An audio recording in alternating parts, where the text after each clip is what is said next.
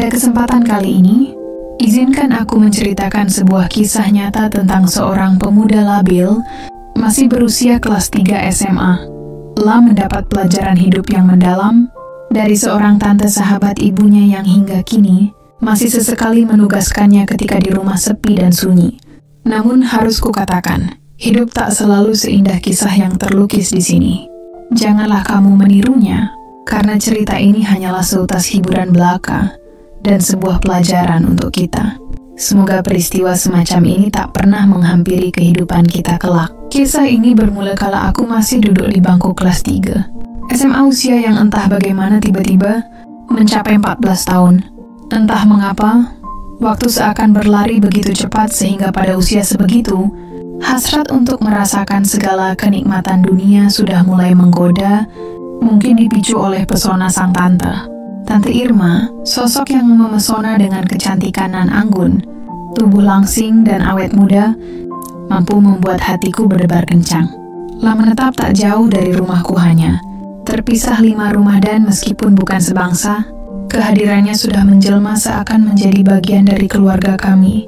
Di sore hari, tampaklah para ibu-ibu berkumpul di rumahku, mengadakan perbincangan ringan, bahkan sesekali membahas kisah suami masing-masing.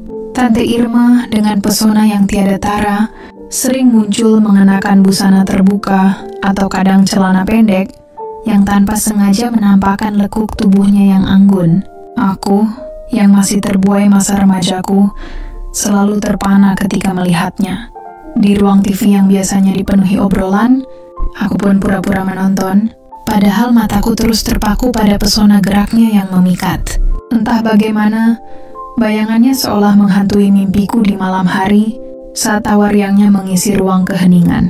Ketika obrolan semakin hangat dan tawa pun mengalir, ikram kali melupakan kesopanan, hingga kadang tampak pesona bagian-bagian tubuhnya yang mempesona. Aku yang sekaligus merasa terpesona dan canggung, terdiam tak mampu mengungkapkan perasaan. Bila panas dan dingin menyergap, bibirku pun terkatup, sedangkan Tante Irma hanya tersenyum penuh keanggunan, menambah nuansa aneh dan memikat pada gerak tubuhnya. Dari situlah, benih kekagumanku mulai tumbuh dengan cepat. Setiap hari, aku seakan terpaku memandangi ruang yang selalu ia hiasi dengan kehadirannya. Suatu hari, ketika aku turut serta bersama ibu-ibu berwisata ke puncak, kami menginap di sebuah villa. Ada di sana hanya anak-anak yang turut serta. Kebetulan, ibuku mengajakku, dan tak disangka, Tante Irma juga turut hadir. Betapa asyiknya bisiku dalam hati. Pada malam kedua, sekitar waktu tak terhitung, mereka berkumpul di luar, dekat taman, sambil memanggang jagung. Saat itu, perbincangan melayang ke kisah-kisah hantu, cerita seram yang disampaikan dengan nada kekanak-kanakan, seakan menghidupkan kembali masa silam. Di tengah kehangatan malam itu, terjadi momen yang sungguh aneh. Tante Irma hendak beranjak ke bilik kecil, namun ketakutan menyelimutinya. Takut tersisihkan atau dijadikan bahan olok-olok, ia pun mulai gentar, sehingga niatnya untuk ke kamar kecil pun terhenti. Di villa yang sepi, keberanian pun tampak sirna. Hingga dengan tangan yang menggenggam erat, Tante Irma menarik tanganku dan meminta, "Temani aku ke kamar kecil ya." Tanpa ragu, meski jantungku berdegup kencang, aku menyanggupkan permintaan itu. Aku pun melangkah memasuki villa bersama Tante Irma. Sesampainya di dalam, aku sempat mendirikan diri di luar ruang tamu, ketika tiba-tiba sang tante mengundangku masuk dengan nada mendesak. "Masuklah, teman. Menemaniku sebab aku gentar, khawatir akan sepi tanpa kehadiranmu, terutama ketika Alex melayang di sekeliling sini," ujarnya sambil tersenyum penuh rahasia. "Biarkan pintu itu terbuka. Tak perlu kau rapatkan.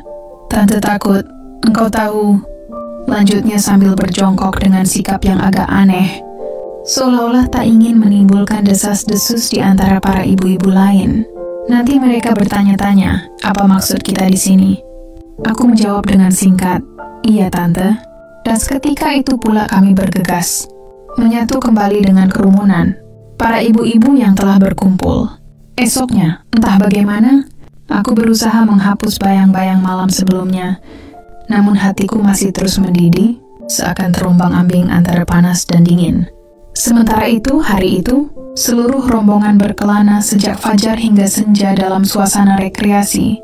Aku sendiri tak ikut serta, karena tubuhku terasa lemah laksana genting yang rapuh.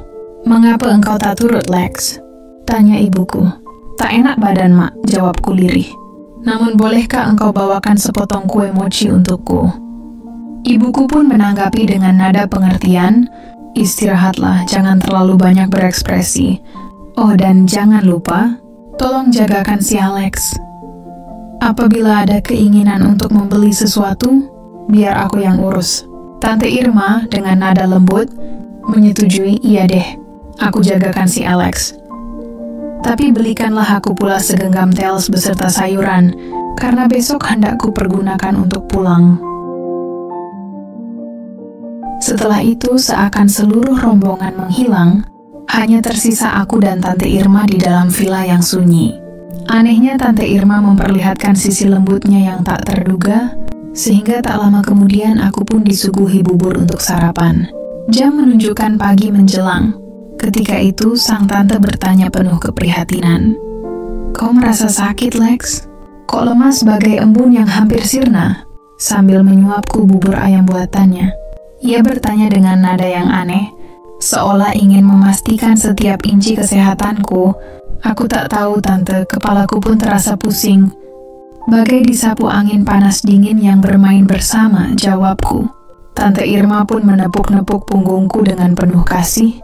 Di usia pernikahanku yang telah 5 tahun, aku memang belum dikaruniai buah hati. Namun ketahuilah, kepala kita hanya satu, meski tak terpecah belah oleh kerumitan. Setelah itu, waktu terus berlalu. Tak lama kemudian, tiba waktunya makan siang dengan telur dadar buatan Tante Irma yang sederhana namun penuh cita rasa. Kami berbincang, tertawa, bahkan tertidur sejenak, hingga akhirnya rombongan para ibu-ibu pulang menjelang pukul 5:30. "Maukah engkau bagai, Lex? Engkau sudah pulih?" tanya ibuku dengan lembut. "Sudah, Mak. Aku merasa lebih baik." Berkat asuhan si Alex dan sajian bubur ayam serta telur dadar yang menyejukkan jiwa, kataku sambil tersenyum samar. Keesokan harinya, kami pun kembali ke Jakarta dengan mobil yang menampung kami berdua. Aku duduk di samping Tante Irma, sementara ibuku menyetir, ditemani oleh Ibu Herman di kursi depan. Kini, aku baru mendengar kabar bahwa Tante Irma telah dikaruniai 2 anak yang cantik. Ternyata, sang suami telah lama bersandar pada bayang-bayang kehangatan, seakan nasibnya tak terlepas dari sebuah ikatan abadi. Aku pun tersadar, bingung akan status anak-anak itu, namun begitu pula, kisah hidup Tante Irma semakin mempesona dengan segala misterinya. Demikianlah kisah yang kujalani, sebuah kisah yang terbungkus dalam nuansa asing dan aneh yang kupetik dari peristiwa nyata yang terjadi di dalam villa. Ingatlah, cerita ini hanyalah fiktif belaka, disusun untuk hiburan semata sekaligus, sebagai pembelajaran agar kejadian serupa tak menghampiri kehidupan kita.